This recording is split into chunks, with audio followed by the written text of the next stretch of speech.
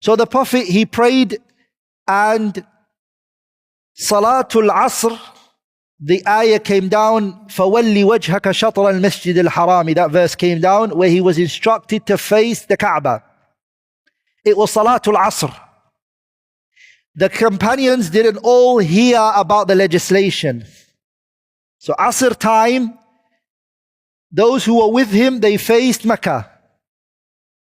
And those who were on the outskirts of the city of Medina, like Masjid Quba, they didn't hear of this legislation. So when did the news reach them? No, the Prophet ﷺ is in Medina. He's praying Salatul Asr. He now has received a legislation which tells him to face the Kaaba. So he and those who are with him are now facing the Kaaba. What about those companions who are not with him, who are living a bit far from him? Masjid Quba is outside the city of Medina right now. So what do they do? When do they find out the news? When does it reach them? Salatul Fajr, sah. Salatul Fajr, the news reached the people of the outskirts, and they reached them the news that the Qibla has been changed, and it is no longer Baytul Maqdis. Where is it? It's the Kaaba. What were they doing at that time that the legislation changed? They were in the middle of the prayer. And so subhanallah, this is a mas'ala fiqhiyah. A man walked in and he informed them and he said, the Qibla has been changed, the Qibla has been changed. And they were in the middle of the prayer.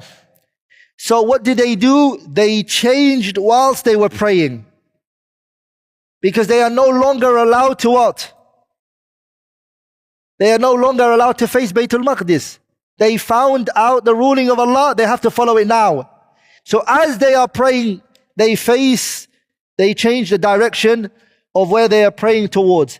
Ulama, Hafidh ibn Hajar mentions it in Fathul Bari. He says this shows that someone can speak to a person who's praying to correct him. Somebody's praying and he is doing something in the prayer that is wrong. For instance, you tell him, turn away from the Qibla, turn towards your back. Okay? Maybe you're somebody who can't get up.